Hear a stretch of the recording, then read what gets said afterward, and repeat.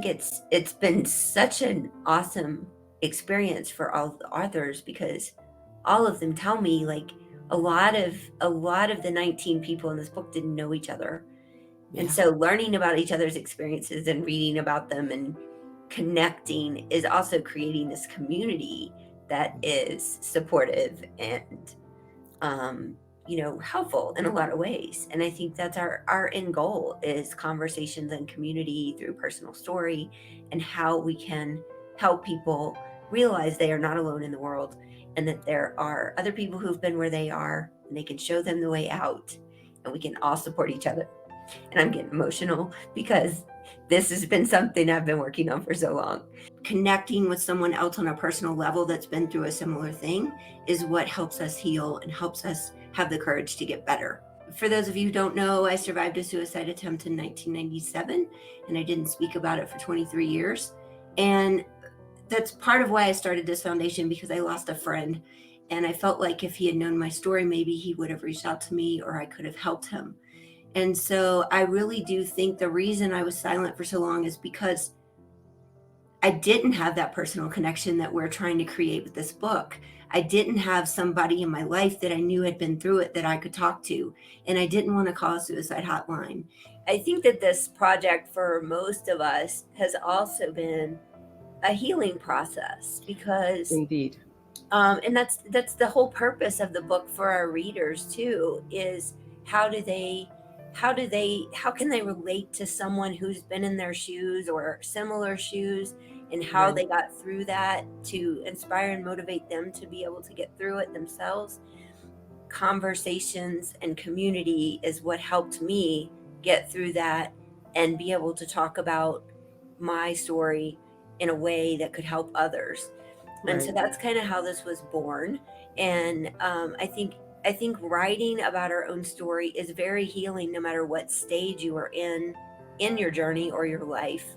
And I think that's why journaling was something that I started doing kind of first, in my Mm. journey. And it was something people kept telling me, you need to journal, you need to journal. And I was just like, yeah, whatever. And when I actually started doing it, it really changed everything, because it got things out of my head, so then Right. I could talk about them without being so emotional. And I think we need to go through that emotion to Right. get there, but we need to also get to a place where we can talk about it in a vulnerable way without being emotional, so we can help others relate to our story and get through their own emotion. And I think that's so important. And I want to also say that the all of the proceeds from this book will be going to the Realize Foundation, which is all about suicide prevention and all about conversation and community. My chapter is called um, Going from Why Me to What's Next. And the message is that we are more powerful than our past the moment we take ownership of what's next. There's nothing wrong with being a victim, but when you own victimhood like I did, because I didn't get love, so pity was kind of the next best thing.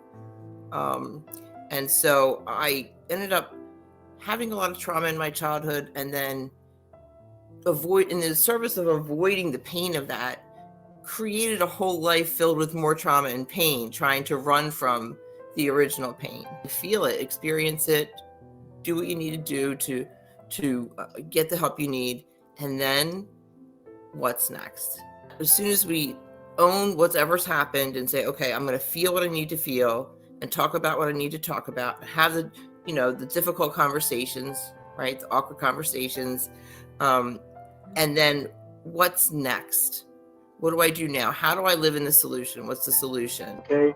And it reminds those of us in healthcare, especially in such a trying and turbulent time in healthcare, that you're not worse or less than for needing help. Helpers can need help, and it actually makes you a better helper to reach out and get support and get help. Thank you, Deanna, and thank you again for having me be part of this project. I feel honored to be a part of it, and the journey has been pretty fun so far. So I'm all in. My chapter is called Discovering Me Through Meeting Dad. I was 50 when I met my father, believe it or not. And before I met my father, I didn't have this real concept of a dad, because my stepfather was very abusive. In fact, my stepfather was sexually abusive. I mentioned that in my chapter. So I this whole concept of a dad, I would marvel at people who would talk about their dads, how much they love their dads. And, I really couldn't relate to that. However, I can now. My story is about how racing rubber ducks saved my sanity. And I will admit fully on that I'm not a comedian, but I am sort of the comic relief, I think, in this book, or at least one part of it. But, I have a story just like everyone else in there, of overcoming some difficulties and adversity. So these guys, yeah, they pretty much pulled me out of a dark depression that jumped right on top of my shoulders around the beginning of the pandemic. And I probably don't have to say much more about my story. I could just stop there and say pandemic, depression, ducks, the end. No. But I think enough people have gone through stuff to say, oh, the pandemic happened and you were depressed. Okay, I get it. But in all honesty, there's a bit more history and background to my story dealing with depression and anxiety and suicide. And obviously, I'm still here. So that we know the story didn't go that way. But suicide definitely made a big impact on my life. And it's one of the reasons why I'm so excited to be a part of this project, because I feel like it really is something that can help people. A colleague of mine quoted someone who I think's named Alan Kay recently to me. Alan said that you can add 80 points to your IQ if you open up your point of view. This chapter reminds me of that. It deals with financial trauma, certainly nothing like many of the other authors dealt with, but a period of many years where financially I was not doing well at all. And I believe that my family had suffered and had a situation with my mother and my family that prompted me to completely rethink that experience. And once again, it's a matter of point of view. Truly, it had been difficult financially, very difficult for me and the family, but it's all in your point of view. And that's what I talk about in my chapter. Really about a very low point in my life where I was just going through a lot of struggles, and frankly, I'd lost my family, I'd lost everything that I had, and was about to lose my home. And I just, at that point, I was really looking at ending it all. It was just a big option for me, and I was just tired. It wasn't that I was tired of life. I was just tired, and I felt alone. And so it's about that point in my life, and then a revelation that came to me that completely changed my life. You really touched on it right there, is that a lot of people think that they're alone. I can share something because it's not in the book, so it's great. When I used to do some public speaking, I would get up there and I'd ask people to close their eyes. And I'd ask a series of questions. Have you ever been bullied? Have you? And I got to one of the questions, and it's about the third question is, have you ever thought about committing suicide?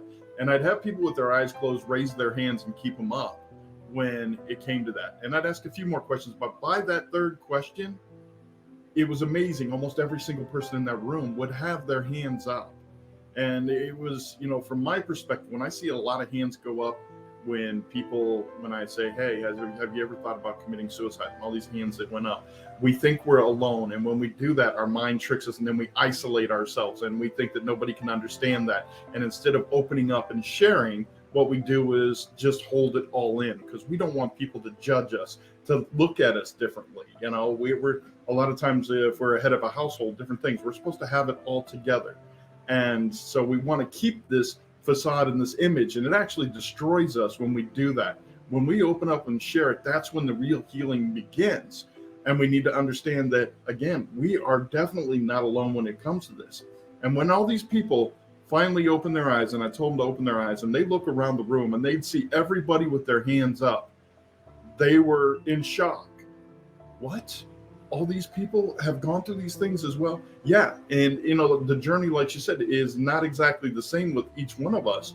We all have our own unique stories, but it's absolutely amazing what we have. We've all been through that journey of loss and sadness and depression and all these other things. Even people that you think have it all together, the star athletes, all these other things, man, a lot of times those people are even more messed up than you could even possibly imagine, and they just look that way and they're afraid to open it up. And so that's why this book is awesome. This is why this project that you're doing is awesome. And it's amazing, each and every one of, again, the authors that have come on here and opened up and shared. So please definitely either read this or get into the hands of somebody else, because I guarantee you this is going to change some lives. So my chapter is about shushing the inner critic, quieting that inner critic. And it's something that is a big, big part of my business life, because I teach people visual thinking. So I teach people how to get their ideas out. But so often, because people feel like they can't draw, and because so many of us are very good at being so hard on ourselves, there's a lot of conversation about that inner critic. And somehow I've made friends with my inner critic. I think partly exactly because I'm getting my stuff out on paper, which is, big reason I talk about it and I teach it. But I think also because I had an extremely loud outer critic in the form of my dad. But I am really excited because in it might be a little different than other chapters in that we've kind of integrated some interaction where you'll have a chance I'll help guide you through getting those inner critic jabberings that are in your head out on paper. So hopefully it's a good story plus a tool that is useful for folks. Yeah, my chapter, we named it Spark Among the Stars, I think, or something along those lines. But it's about the challenges that, as a nonprofit organization, that we faced coming into a pretty bureaucratic situation where we work with both veterans and mental health, but also wolves and wolf dogs, and in our hopes to build sustainable communities. And my chapter is about a 30-year friendship that I enjoyed with a girl from my hometown. And the book, in this chapter, it's revealing the ups and downs and the fun times and the not so fun times and how it all ended. And I think it's fair to say that all of us have thought about, taking our lives, but we simply, could not. The reason that we thought about it is because we couldn't come to a solution for the problem that was upon us to satisfy our heart and our mind. And so you just get to the point where you have no other, you feel like you have no other choice.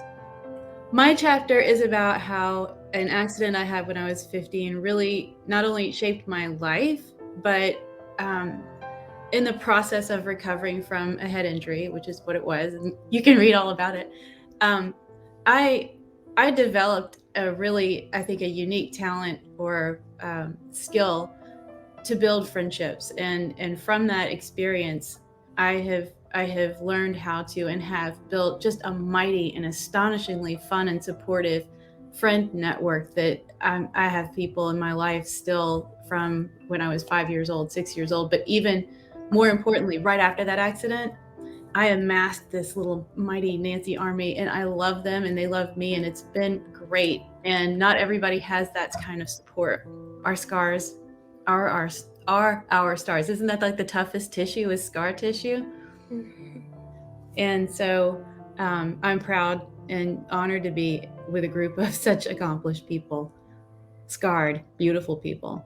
Thanks, Dina, and thanks so much for having me be part of this. The synchronicity of it was just perfect.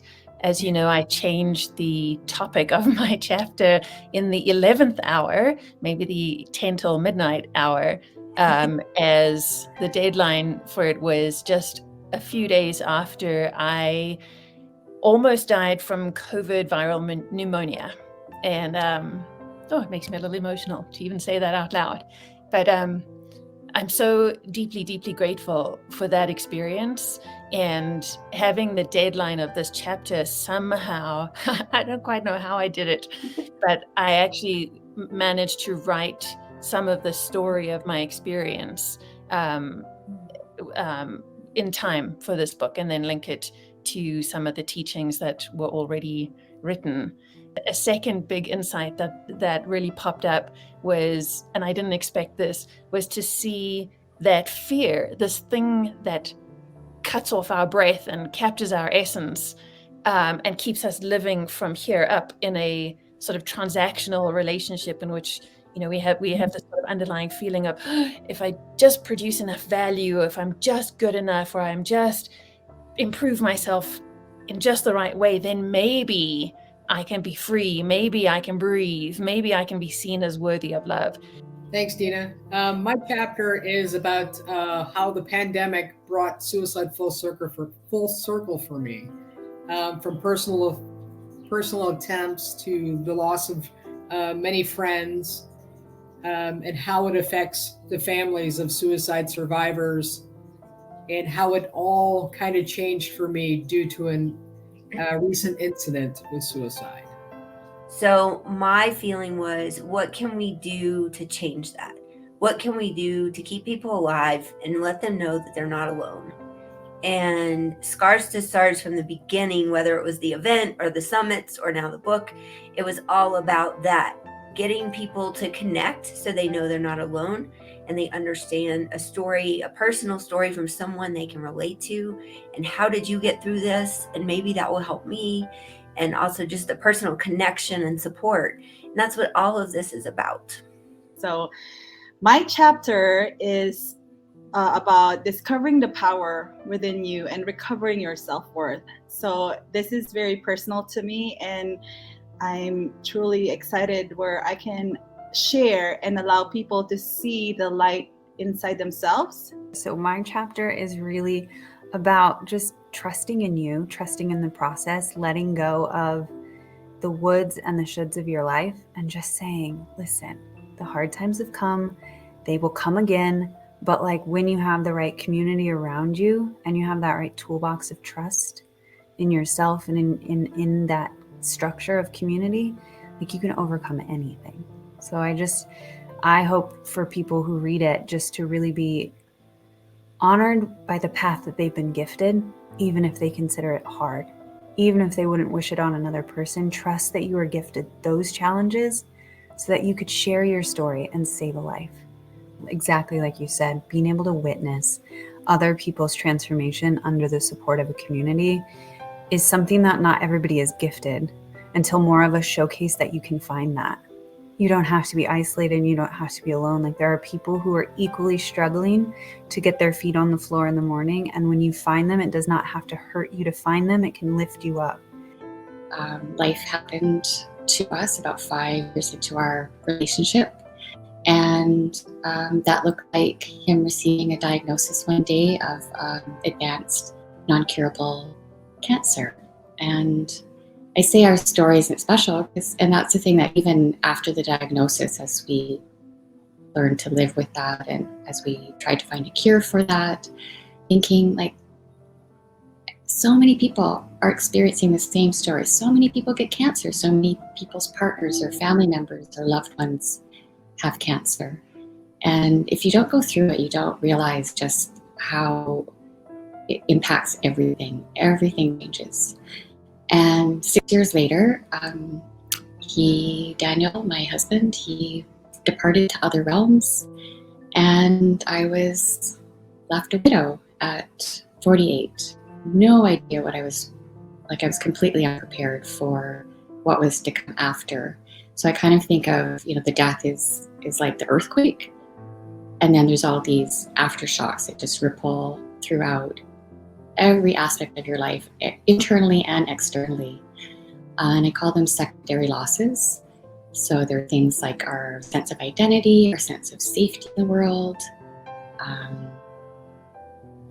everything that we, our future, it's a complete rebuilding from the inside out. And it's because there was nobody around me that really understood what I was going through. I just kind of felt so alone, so unseen, and started to retreat into isolation without even realizing it. It just sort of was like a natural instinct to just go where I felt safe, which was alone.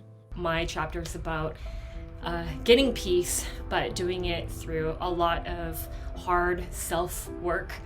Is always work. It's not like you just go to do a little bit of this and then you stop. It's consistent work on yourself, and sometimes you get triggered and you have to remember the work that you did and then not be there again. And I'm a social butterfly by nature, and so it's really hard for me to be alone with myself, like in the way that I have been, and COVID's really pushed that.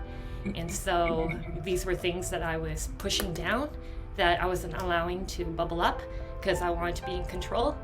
And then just my part is talking about not doing that and just allowing myself to be okay with not being okay, and not always having to be around people.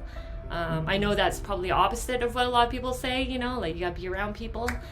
But sometimes there's just so much different energies around me that I had to be very careful of who was coming into my orbit. And if I didn't check that, then I could be very easily persuaded and influenced if I'm not whole inside. And I really need to step back and really take a really great look at what I was doing, and what ways I could improve so that I don't fall into a hole. Then the day that he died, that was just it was devastating, and you wonder how you're going to go on and how you're going to get by in life, when something that tragic happens. But I talked about love being unstoppable, and I wrote about this in my chapter that it was really my love for Chase that motivated me to tell his story, because I didn't want his death to have been in vain. And I wanted to keep his memory alive, and this gave me a way to do that, telling his story.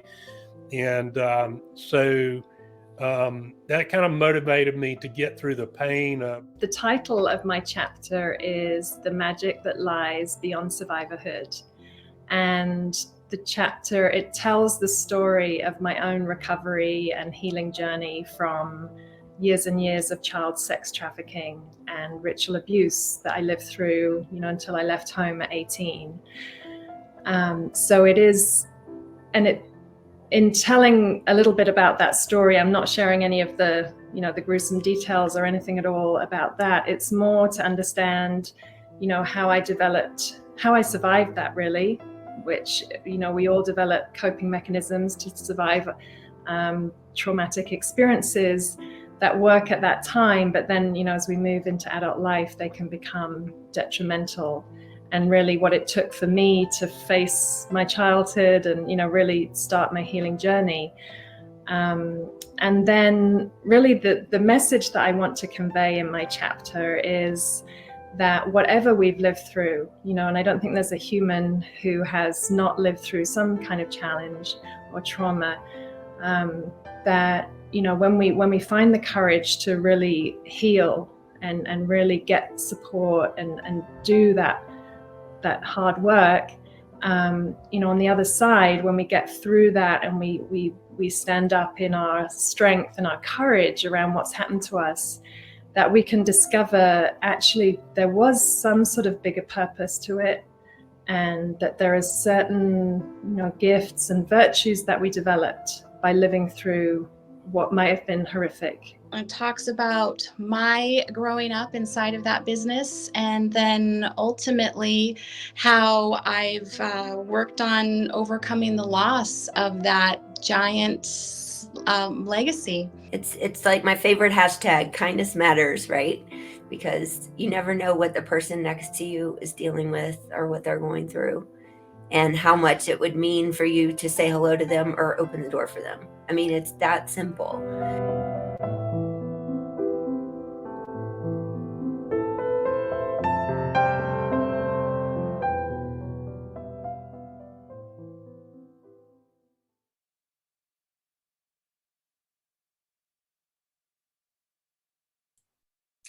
Well, hello, everybody, and welcome. I'm so excited that you're all here and that we have this book finally out. It's been, I mean, we've been working on the actual book for maybe like 3 months, but this has been like 2 years in the making. So I just want to thank all of you who have been on this long journey with me. And a lot of you have spoken at summits and been at the 3-day event we did last year and different things. So I'm so honored that all of you have taken time out of your day to be here today for this, because it is special.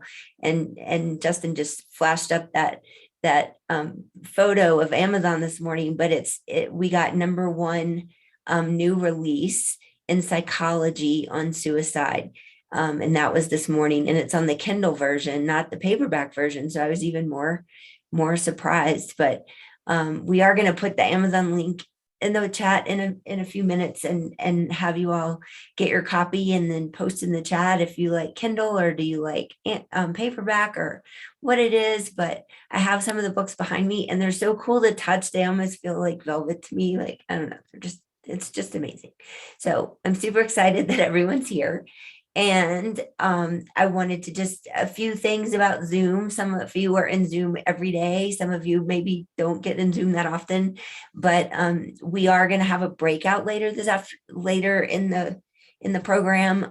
We're going to be here about another hour or so. So it's not too long, but we are going to do a breakout so everybody can kind of meet some other people here in the event. And we're also going to have a second video like the one you just saw that will also talk about a different subject from each author that is going to be really good too. But my whole vision about this movement is that we need to think about suicide prevention differently. There's thousands of organizations out there that are trying to prevent suicide, and the numbers have been growing for decades. So I'm not saying that the things that are out there are not useful. I'm not saying they don't help people. I'm not trying to discredit anything like that. But my feeling is that we have to do something different if we want to reduce the statistics. And my feeling is that that's all about conversation and community and personal story. And so the reason I was silent about my own attempt for 23 years is because I never saw anyone that I knew had been through what I went through. So I didn't feel comfortable talking about it. I felt like in my jobs or my business, it would be a problem if people knew that about me and my history. And so I want to make it a normal conversation. And I think through the last couple of years, mental health has gotten more attention, and we have been talking about it more, but we need to keep the momentum going. And that's what this book is really about, and the whole movement of Scars to Stars, and how can we create these communities where people feel safe to come and relate to someone else that's been through what they're going through, and how we can help them through it and say, you're not alone. You're not the only person that's ever had to deal with this thing, whatever it is. And we have somebody in our community that's been through the same thing, and maybe they can talk to you and relate to you and what you're going through and help you through it. So that's kind of what all of this is about. And so just for Zoom, I'm trying to keep up with the chat, but it's too fast. So if I miss something, I will go through it later and get back to all of you. And then later we'll let you guys answer questions, and you can raise your digital hand, and that's at the bottom of the screen where it says reactions or more. You can go to reactions and you can raise your hand if you have a question a little later when we have time for that. And Pre's putting some questions in the chat for you guys to answer, so we can kind of get some feedback about things and how you feel and what you like and what you don't like. And right now, I really just want to bring up our board members for the Realize Foundation, because we want to talk a little bit about why we have this foundation. And it's like I said in the beginning of the video, when I lost a friend in 2018 to suicide, I had never talked about my story. And I was like, well, if he would have known, would he have would he have reached out to me? Would it have mattered? Would it have helped him? And so I felt like I had to do something about it.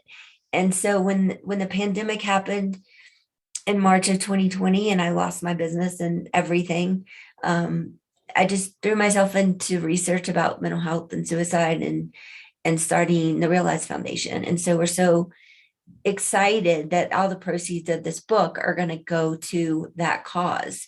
And it's all about, making the conversation bigger, reaching more people, and also creating communities like this where people have a safe place to go and get support, not necessarily help or therapy or something like that.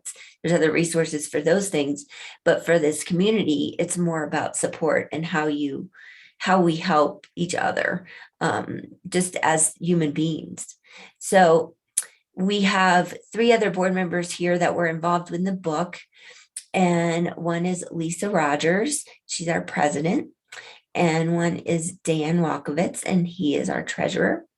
And then we also have James Boomhauer here, and he is been on the board since the beginning. He's been a huge help to me way in the beginning when I really had no idea what I was getting myself into.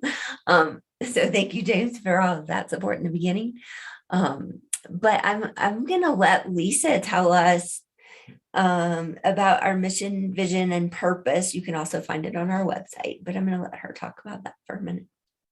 Christina, as the current president of the Realize Foundation, I just want to thank everybody involved in this Scars to Stars project for donating the proceeds to the foundation and helping us further our message of suicide prevention. Our mission is to reduce the number of humans who struggle with suicidal ideation and reduce the number of suicidal completions by creating a world where conversations become commonplace. I know for me, the last time that I was seriously contemplating suicide, I told the 5 closest people in my life, and none of them were willing to have a conversation with me about it. And so encouraging, peer-to-peer, friend-to-friend, sister-to-brother, parent-to-child conversations, as awkward as they are, it's not just saying, hey, reach out if you need help. We need to help people know how to have the conversations on the other end. There needs to be somebody to listen in order for someone to share. So encouraging people to normalize those difficult and awkward conversations. They don't have to be comfortable, but they have to be held, right? We were formed to create awareness around mental health through these stories and conversations, and build a community where we can be open with these things without shame, and where we don't have to hide our struggles. Our vision is a world where suicide statistics diminish instead of grow each year. When mental health conversations are an everyday thing and humans can get the support that they deserve, those statistics, I believe, will be impacted. And our purpose, again, Dina is our founder. You were silent for 23 years. It's a long time. And wanting other people to have a different experience. I want people to have a different experience than I had. I want every person who is thinking about ending their life to be able to have somebody to turn to and say, this is what I'm feeling, and have somebody say, I have no idea, I have never been through that, but I'm here and I'm willing to listen. That's the start of a conversation, and I think we can do that. I really do. Thank you. Thank you, Lisa. So Dan, do you want to share a little bit about your part and, whatever you want to say about being part of this organization?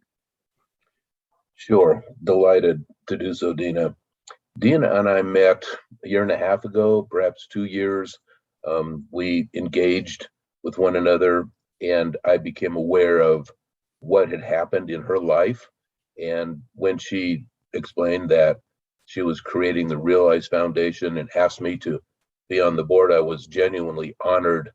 I've said many times, other authors in this book have gone through devastating circumstances and survived and gone on to do great things.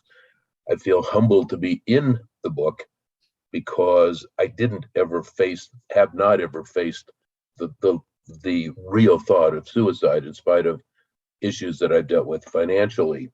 But when Dina asked me to be a part of and be on the board of the Realize Foundation, it made me hearken back to a poem from college. And as you can tell from looking at me, that wasn't just yesterday.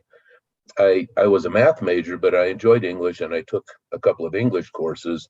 And there are a number of poems that we read in those courses. I've never been a poem person, but there are two that have stuck with me. And one is by Robert Frost called The Road Less Traveled, which to my way of thinking as an entrepreneur is the way life ought to be led by most people. But there was another one that I read that really came to mind when Dina and I began talking about her background in the Realize Foundation, and it's called Richard Cory. And it's a short poem, so I'm going to read it to you because it's incredibly relevant to everything we're doing at Realize and the book and the mission that we're trying to serve. The poem goes like this. Whenever Richard Cory went downtown, we people on the pavement looked at him. He was a gentleman from sole to crown, clean flavored and imperially slim. And he was always quietly arrayed, and he was always human when he talked. But still he fluttered pulses when he said, "Good morning," and he glittered when he walked. And he was rich, yes, richer than a king, and admirably schooled in every grace. In fine, we thought he was everything, to make us wish that we were in his place. So on we worked and waited for the light, and went without the meat, and cursed the bread. And Richard Cory, one calm summer night, went home and put a bullet through his head. You know, Jeremy spoke in the collage that Dina had put together about athletes. And it's true of, not particularly, but it's true of athletes and other successful people who face these kinds of traumas that they just don't believe they can talk about them. Like Richard Cory. He had no one in the town with whom he could share whatever pain and trauma he was going through, yet the people in the town thought he was everything. Our daughter, who happens to be on this Zoom call, lost 3 of her good friends in high school. 3, each of whom took their lives. One was a young man like Richard Cory, whose father had started the manufacturing of a ski and built a huge company around these skis. And the young man was everything that anyone would want to be. He was fun to be around. He didn't do anything to acknowledge that his father had wealth. He cut the logos off of his shirts and sewed them up again, Karin told me, because he so did not want to be a part of that. He was Richard Cory, and he took his own life.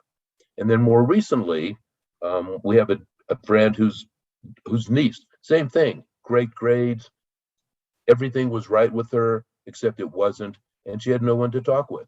She took her life. And I messaged James just a moment ago. I got a tweet this morning from a woman in critical care whose colleague took his life yesterday. Same issue that James talks about in his chapter, and related very, very well to the entities that he's created to help people in that situation. So you ask why I'm involved and what this means to me. It doesn't mean anything to me as someone who's experienced what so many of you have experienced, but it means a lot to me because those lives need not to have been lost. So the mission, I totally am committed to what we're doing and believe strongly, as Lisa expressed, that we can make a difference in people's lives who are contemplating taking their own lives, and I'm just delighted to be a part of it. So thank you, Dina. Thank you, Dan.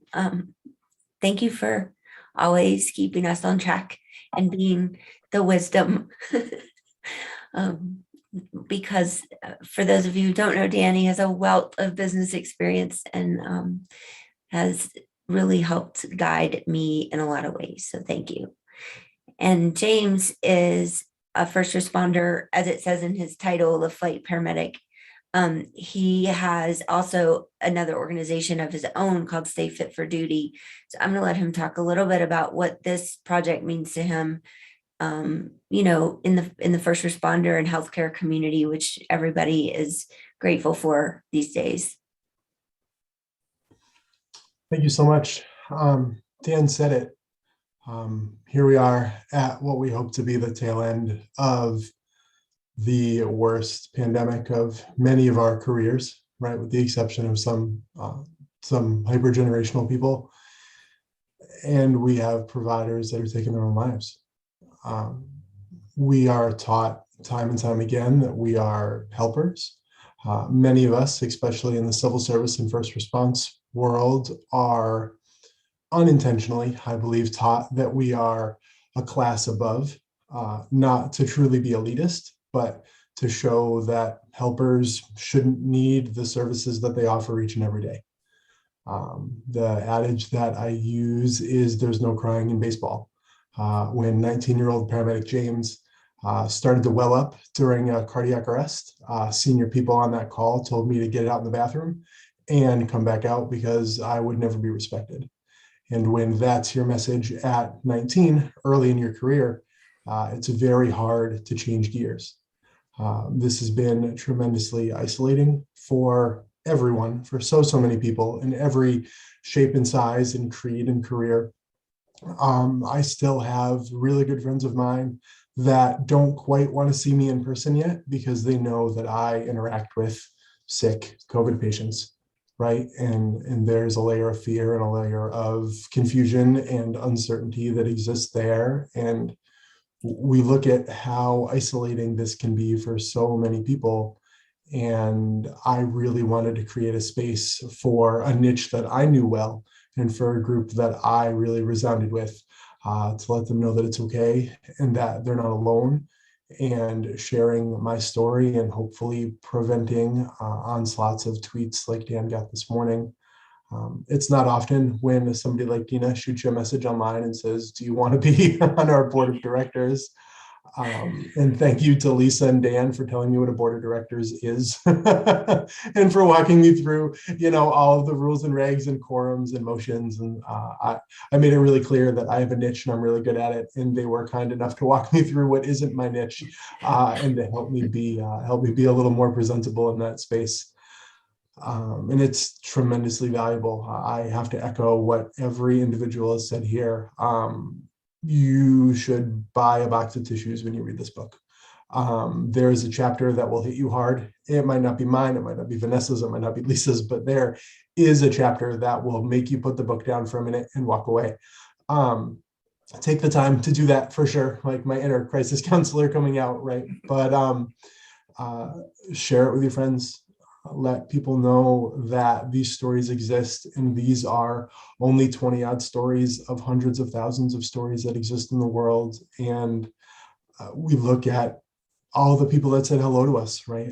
3 of my colleagues are here today. One of my earliest mentors in professional emergency medical services is here. And that's a sign, right? We have people that are here, we have people that are supporting us, and we can help a lot of people with that.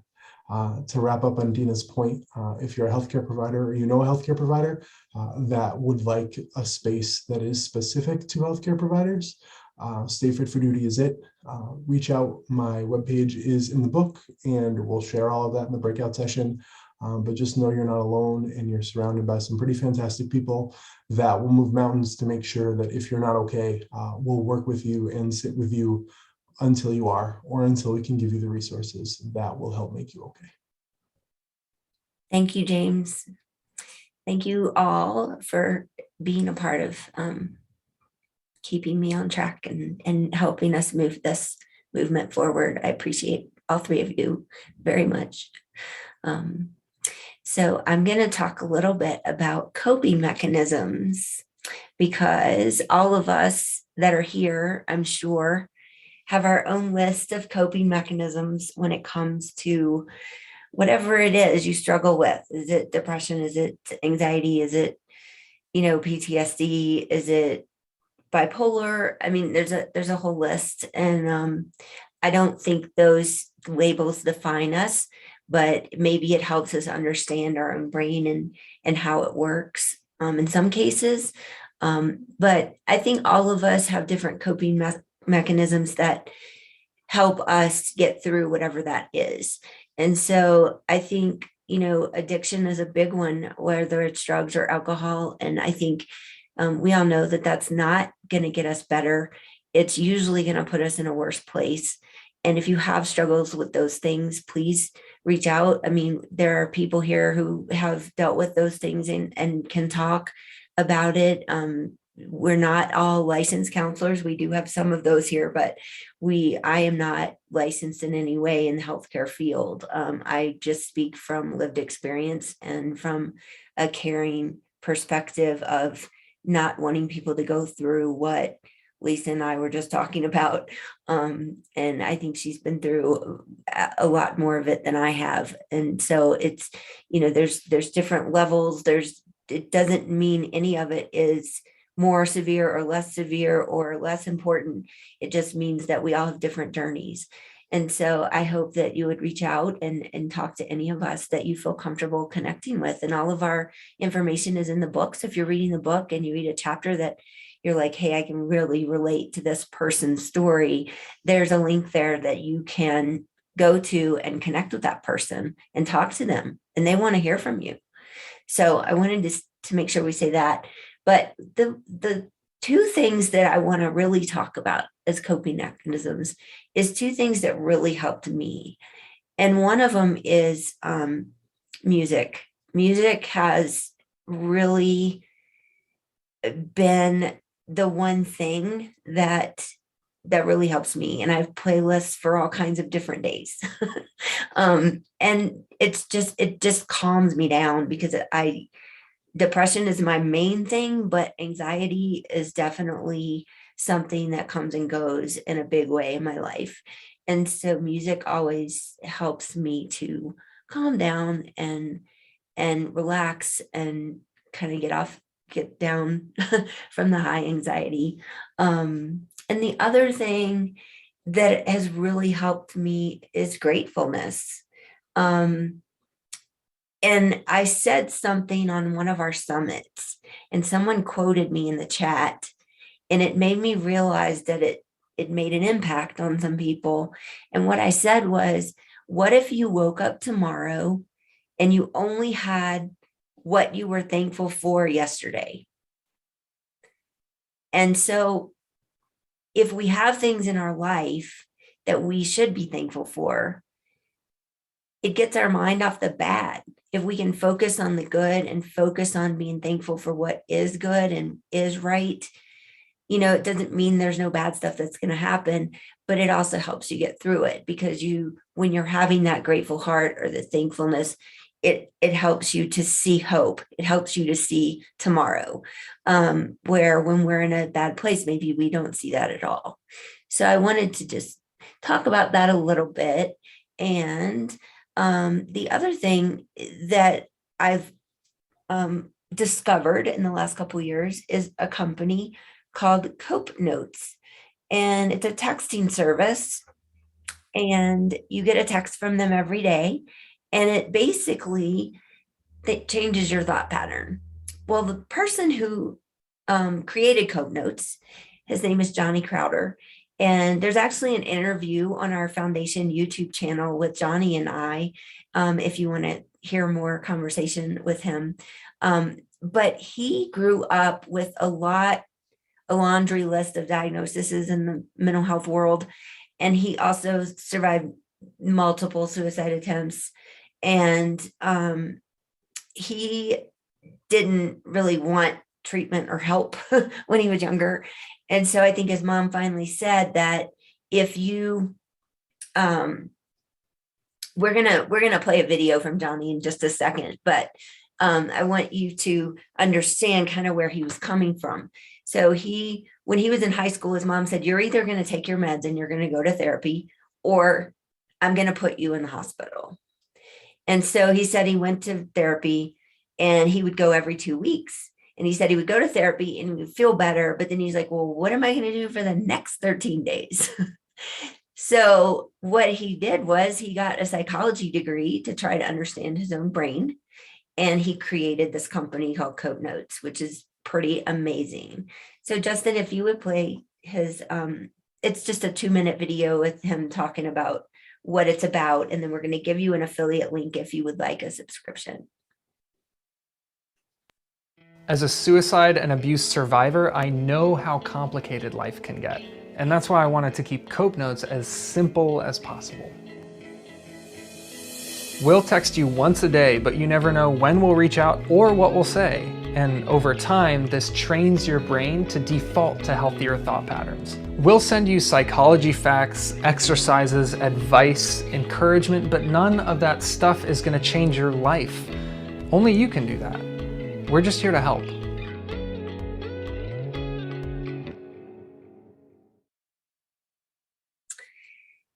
Yeah, so Johnny's amazing. He just did his second TED Talk, I think yesterday or the day before.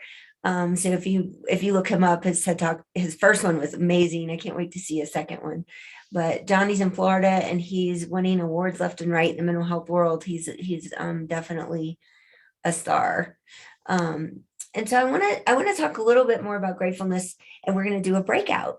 So at the beginning of the pandemic, when I was starting the foundation, I met this other gentleman in Denver who had a organization called Project Helping.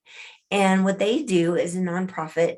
And what they do is it's all built around volunteering.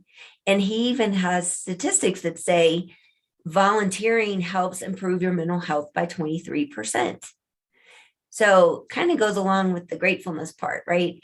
So if he was doing these boxes during the pandemic because basically they would do like corporate team building stuff around mental health for people, and they could come and decide where they wanted to volunteer, and he would set it all up, and his organization is amazing.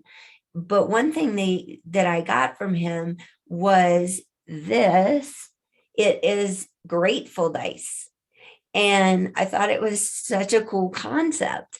And so I think we're going to give away a couple of these at the end. They might not be exactly the same because I think this company is not making them anymore, but there are other ones.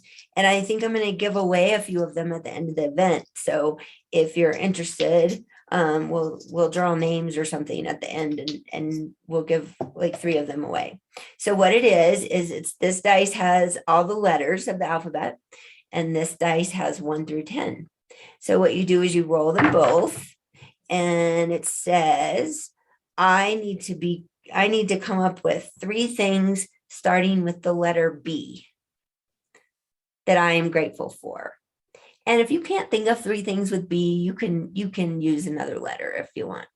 But we're going to put everybody in breakouts of 3 or 4 people, and we're just going to talk about what our 3 Bs might be, or other letters if you need to use something else. And then we're just going to do that for like 5 minutes, and then we'll come back here in the main room.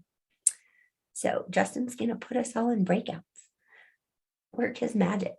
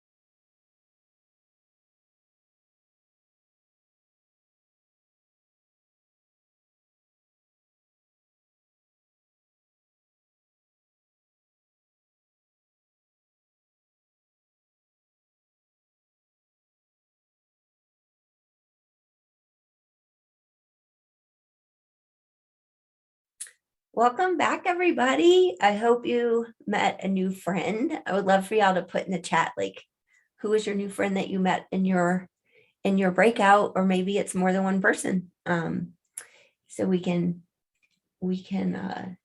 see who everybody met. Anyway, I also wanted to remind Pri, would you mind putting the Cope Note affiliate link? I forgot to talk about that. Basically, the link for Cope Notes, it's just the Cope Notes /Scars to Stars. And what that does is the Realize Foundation is an affiliate of Cope Notes. So anybody who buys a subscription with that link, they donate $5 back to the foundation. So I just wanted to explain that. I forgot to do that earlier. And then we're going to talk about, I'm sorry, I have to look at my notes for 1 second. The next thing we're going to do is we're going to post the link in the chat, if Pri would, for the book on Amazon. So what we were trying to do was start the sales of the book now, and then have it the next 2 or 3 hours. So that's what we were told, is if we can concentrate a lot of our sales in 2 or 3 hours, we can get it in the hands of more people, and maybe get a bestseller status, so we can reach more people and help more people. So if you guys go to your link right now, and you can purchase it on Kindle or Amazon. Right now, the paperback is $5.99. It will be going up to $14.99, possibly later today or tomorrow. I'm not sure. Amazon doesn't tell us the exact time, but it will be going up. So if you guys want to go there now and grab a book, I would love for y'all to put in the chat, like, did you get Kindle or did you get paperback, or what's your favorite, or how do you like to read things? So while everyone's doing that, we can also talk about our Facebook group. So we have a Facebook group called Scars to Stars, and we're going to give you the link for that at the end. It's also on our website. So you can also join our Facebook group. It is private. So once you join, I have to go in and approve. So I apologize if that takes me a little bit of time, but I'm the only one who manages that. So if I try to look at it a couple of times a day and let people in. And I'm sorry, I have to look at my notes again. So I think we are going to watch the second video now. And what the second video is about is it's about the writing experience that all the authors had with this book. But it's kind of more than just about this book. It's about how telling your story and writing your story is cathartic and it's healing, and how some of us are scared to write because we're like, we're not writers, but we all have stories to tell, and we all have stories that can help other people. And so whether you share your story in a book or not, I think it's still healing to tell your story and write it, even if it's in a journal. Like I said, last year in 2020, I did a lot of journaling, and I haven't even gone back and read all that stuff. So one day it might all be a book. I don't know. But right now it was healing for me to get it out of my head and on paper. So I will say that we are going to do 3 more of these books this year. So any of you here that are interested in participating in that, or want to be part of the project, reach out to me, reach out to us through our Facebook group or however it is, and let me know, and we'll schedule a call and talk about your story and what you would like to do, and how the project works for the book and all of that. So let us know. So I'm going to let Justin play the next video now, talking about writing your story.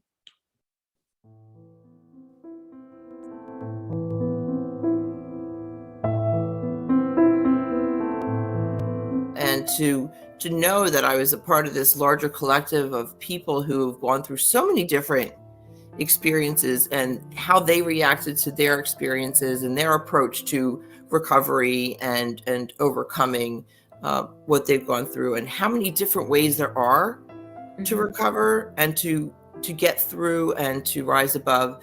That it's, one size doesn't fit all.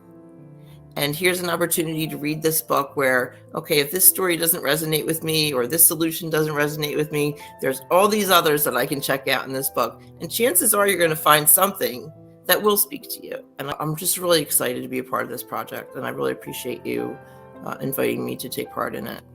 It was scary. It was vulnerable. It's hard to distill everything that you want to say into a chapter. The program has been great. The Realize Foundation has been wonderful. The editors have been delightfully kind and really patient with us as we work to kind of put our thoughts into words. The whole process has been overwhelmingly positive. I've met amazing people. Excuse me. I've met just fantastic people sharing like-minded stories, and like Dina said, it just reminds you that regardless of what you do and where you come from, a lot of us have similar stories, and it makes it that much easier to feel and to reach out for support from those stories. Wow. So writing, so I'd never written anything before outside of writing for business, writing in general for, stuff that you have to write, emails and things. So writing a story about myself was not easy. I will say that it was quite a journey. I've loved being a part of this. Frankly, I'm honored that you asked me to be a part of it. I've gotten to know many of the authors, at least a little bit. Certainly know Dina pretty well. And I'm humbled to be in this book because the kinds of traumas and difficult times that many others in the book had are far more life-threatening than mine was. There were times when I got close to wondering, not because it really spent any time in my mind, but the thought of suicide passed my mind. It's done more than pass the mind of many of the people who've authored these chapters. And the incredible thing is it didn't stop them. Obviously, it did not happen, but they've learned to grow in a variety of different ways from that experience and to pull themselves out of it. Many speak of still having difficult times, and it's a day by day, but they're here, thank God, and they're able to express their perseverance, their willingness to look those kinds of traumas in the eye and say, no, not for me.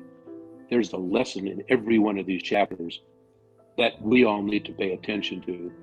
And I frankly am as excited about having the opportunity to read fully all of the other chapters as I am about being pleased to be able to share mine. I think mine offers a life lesson as well, and I presume that's why I'm a part of this.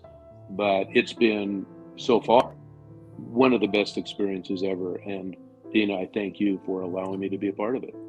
It was new for me. I've done a lot of podcasts, I've done radio shows, I've done different things, which is in my description, but I've never really written down what was going on. So to me, and Dina knows this, when we first started the project, I'm like, oh, it's just going to take me a few seconds, no big deal. I mean, I already know my story. And then when I actually started typing, or put pen to paper, as they say, all of a sudden it just made me really go back and reflect a little bit deeper. I had that time and the pauses in between, and I'm just going, I want to describe this a little bit more. And then because I'm not a writer, all of a sudden I'm crossing things out, rewriting things. So it took me a lot longer than I ever anticipated.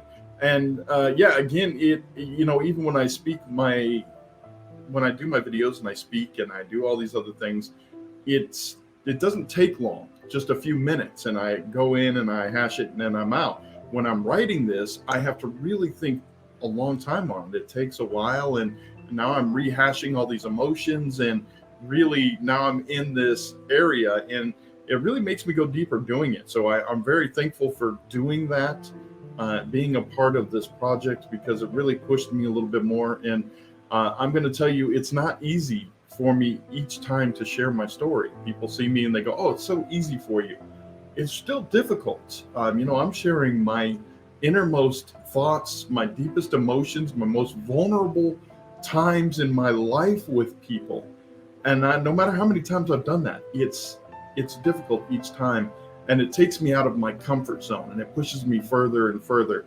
And so, again, I'm very thankful for a project like this to make me come out of my comfort zone and pushed me further on this. And I know with the other stories that I've read on here, I'm just excited, and I know that this is going to change some lives. And I'm really hoping that when you hear this message, even if you're not going through something, if you know somebody that is, please get this book in their hands, because there's a lot of people with very, very amazing stories that will change a lot of lives. So very cool. It was a challenge for me because my role in the world is very much expert in visual thinking and teacher. And I kind of joke that, I'm very systematic and very thinky. So, trying to be more feely was a challenge, especially in writing, because, I'm more than happy to tell you, the ridiculous textbook stories of my upbringing. But when it came to writing it down and publishing it, and making it something that was cohesive and useful and, it has that heart in it, was a challenge. It was definitely a different role for me, but I'm very, very happy for the opportunity. I want to thank Dina and Demi for this opportunity, even though I had no idea what kind of impact it was going to have on my life. And I really and truly hope somebody somewhere out there does benefit from my chapter in this book. And like James said, it was scary, very scary. And I felt like I was bearing some of my private moments to the world. And that part really was a little uncomfortable. Things that I ended up writing were, like I said, things I never ever expected to share. And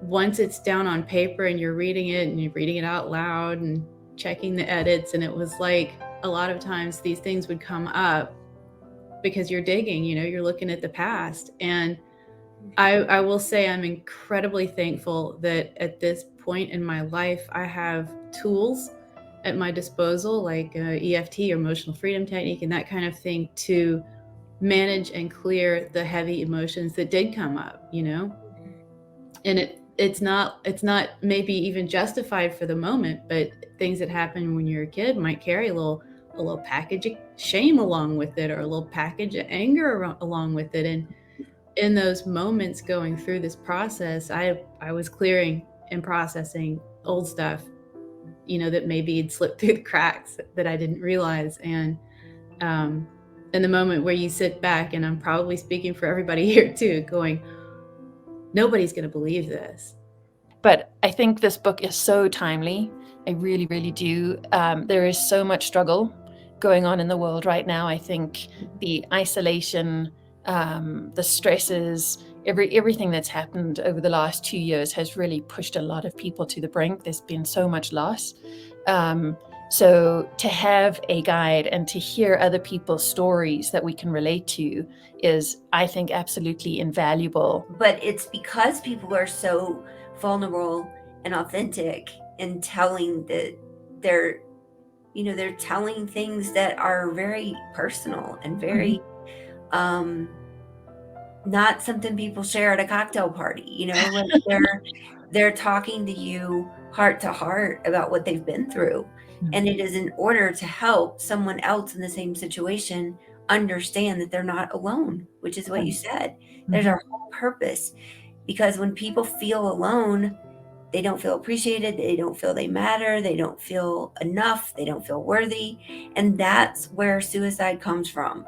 Just what you said, community, connection, and story. And if I could add a nuance, unraveling our stories, even the desire to take one's life at some level is a desire to kill off the story that we're stuck in. As a matter of fact, I was led to your Scars to Stars event, and by doing so, it gave me the courage to actually become one of your speakers and share my story.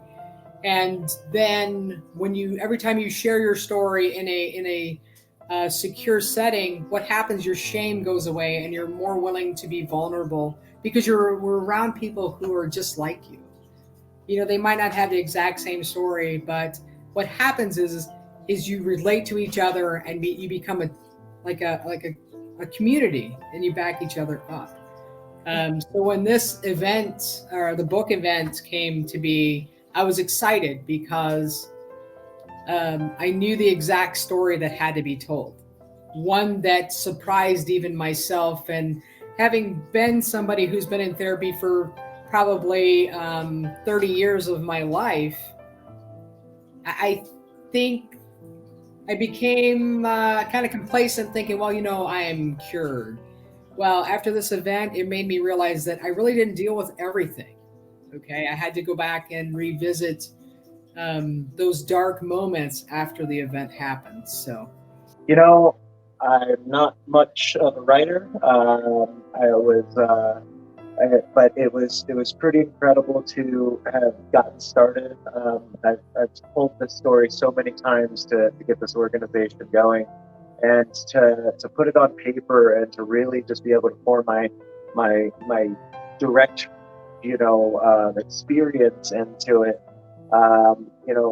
Being able to share that with people, I'm really hoping is not only shows the people that I'm talking about in the book, but or in my section, what they meant and what they're capable of, but also anybody reading, that these are just normal people that just decided to, take that extra step, take the plunge into the unknown and then do something that they just knew and felt was right. And hoping that, that again, just reaches more people, ignites more stars. Using our scars to help other people is something that, is unique to each one of us. And it's also a gift that we've been given that can help other people overcome something similar. And it's just when you can finally get to a point where you're healed enough to realize that it's a gift and what to do with it. It's like, I don't know. I don't even know how to explain that feeling, but it's like you go from what Lisa said, like from why me to what's next, like focusing on what's next, focusing on the solutions and how do I get to the next level and what do I do? And for me, helping other people is what helps me.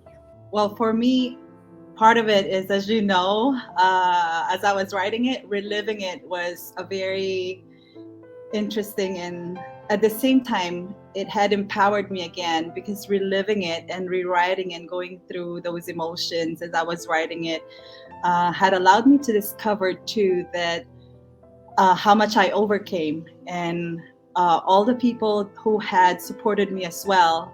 I think what was so special is I was able to kind of just record myself saying my story and then go back through and edit it. Right? Once you have a transcription of your raw words and that speaking style of hearing yourself in your own tone, really let the words flow out, it's cathartic. It releases something that you didn't know could feel so good because it's always felt maybe so raw.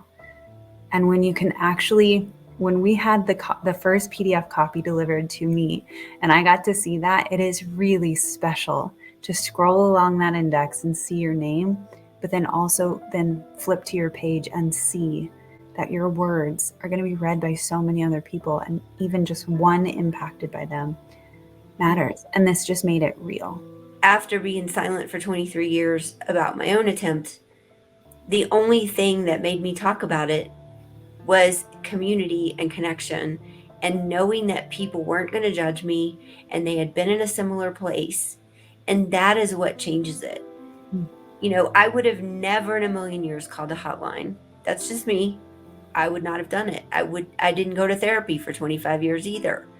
So, there are people who need a different avenue. And even the people who do use those resources and tools, I still think connection and community can change their life, like long term. And that's why we're all here. I'm not gonna lie, it's way outside of my comfort zone.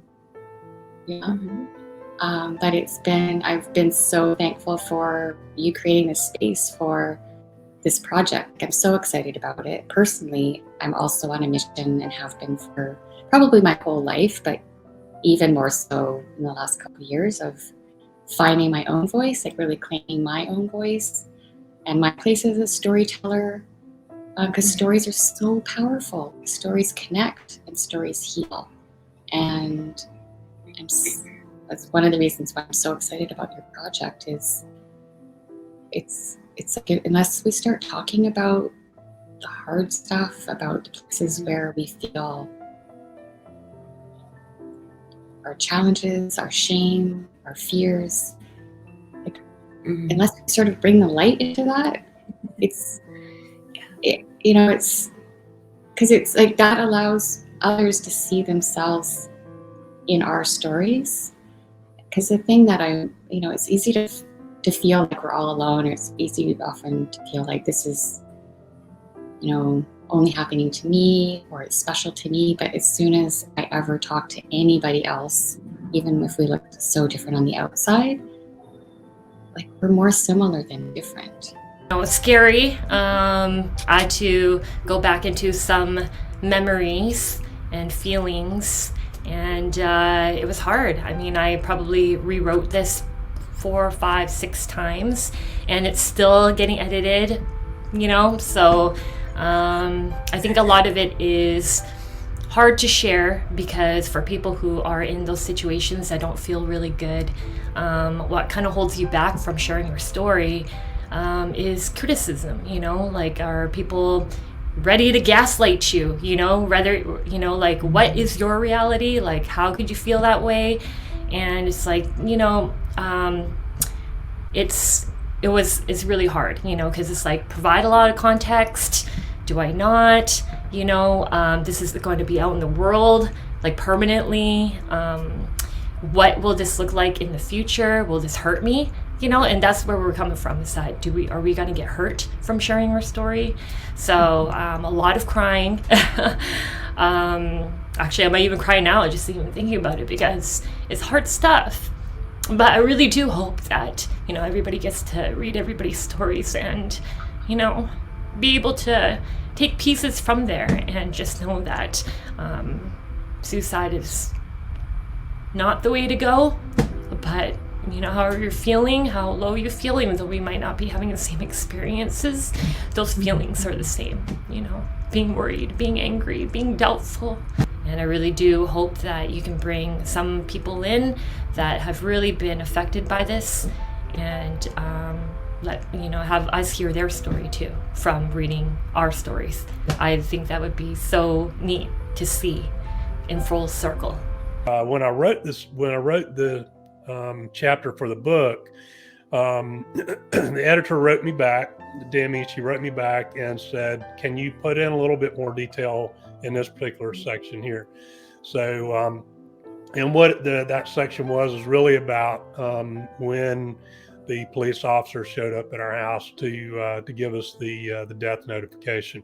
I don't feel like I've ever been part of something that's been so harmonious and inclusive, and you've just held such a very loving and encouraging space for everybody, and that's really, really special. I feel like it's lifted each of us up, to do the best that we can. So, and as you say, I mean, the group, we each have such different stories to share, don't we? And it's been really wonderful to connect. We have had a few Zoom calls, and to connect with these other people and hear their stories, and to support each other, lift each other up.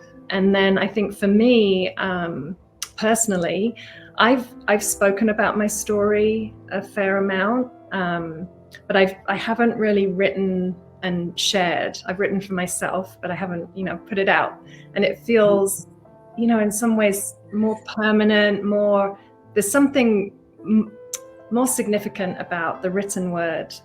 And speaking and writing are very different things. And for me, speaking comes very easily, but writing takes me a lot more time and effort and energy. And doing this chapter was really challenging for me to just not just to sit down and like actually put it all on paper, but in many ways there's some really emotional pieces in it that are still for me very, very, very raw. Even if they're not as close to the surface, there's time has passed since, you know, some things happened. And so it was actually surprisingly emotional for me. I think that part is true for everyone involved. Is some of them have written books, whole books by themselves, and some of them have never written anything for public consumption. And I think we've all had a similar journey because it's such personal stories. You know, we can always write things that are maybe fiction or maybe business stuff or maybe other things, but when you're talking about these stories that are in this book, they're very, very personal. And sometimes they're hard for us to write because we still need to process some of that. And then sometimes it's hard for us to write because we are struggling with saying it in the right way, or because we don't know if we're ready to put it out to the world. You know, all of those things combined. Like when I started the foundation on our website, we have always had a place where people could share their story with us. And we haven't really promoted it a lot, but I think after this book launches, we're going to promote that more, because sharing your story is healing. And it's not just sharing it with the world, but it's processing it for yourself. Even if you write something and you never share it, it still helps you heal from whatever trauma you've been through. And I had people tell me for years, you should just journal. And I was like, yeah, whatever. I don't think that will help me. You know, I don't have time for that. But when the pandemic happened and I started writing down my thoughts, it absolutely helped me.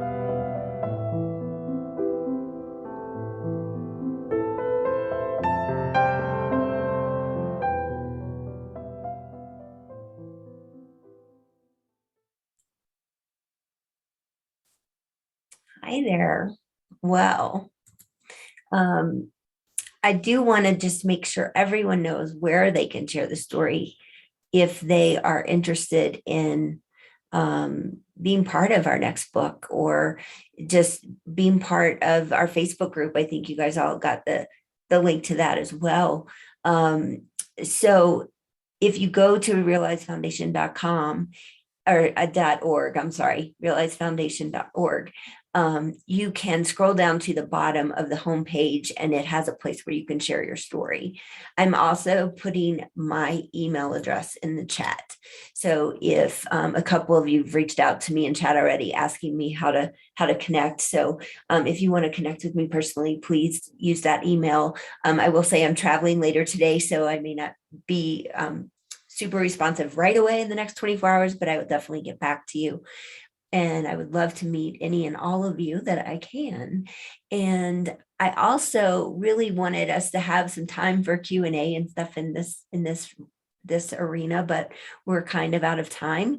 So what we're going to do is maybe we're going to have some Zoom calls in the future where we can all just get on and talk and chat and talk about the next project, or ask people who are part of this project questions. And we can do that outside of our Facebook group. So if you're interested in being in this community or being involved in the next project, please join the Facebook community. And like I said, I'll approve you as soon as I can. And I'd love to see you there. I also wanted to say that I'm going to send 3 sets of Grateful Dice to 3 people that I drew during that video. And it's going to be Harry Mullen. So I don't know, Pri, can you put the names in the chat just so we make sure it's Harry Mullen, Mullin, I believe. And the next one is going to be, I hope I'm saying this right, but Marin Dancer. Marin will be getting a set of Grateful Dice, and also Bill Gardner. And I'm so glad I drew your name, Bill. So I need the 3 of you to send me an email to that email address I put in the chat, and give me your mailing address and your phone number and your email, and I will send those out to you in the next few days. So that is the prizes for the Grateful Dice. And then the last thing I want to leave you all with is that I'm just so thankful that you're all here. I'm thankful that all of these authors shared their very personal stories. I am so grateful for each one of you. And I just want everyone to know that you are not alone. You are enough, you are worthy, and you matter. And I always say that to everyone. And just to go back to my first video comment at the end when I said #kindness matters, because you really don't know what somebody's going through that's standing next to you or working with you, and what they need. You know, just saying hello to somebody can make their day, and you think it's no big deal. So I just wanted to mention that. And so what we're going to do is we're going to leave you all with this really awesome video. And I hope it makes your day, and you have the Karen, yes, I will post the Facebook page. Just give me 1 second when we play this video. So I hope y'all enjoy this video, and I hope you have a wonderful, wonderful day. I hope to see you in the Facebook group, or hear from you at my email, or share your story on our foundation page. And I hope this is the beginning of many more of these events and calls. So everyone have a wonderful day, and I'll see you next time.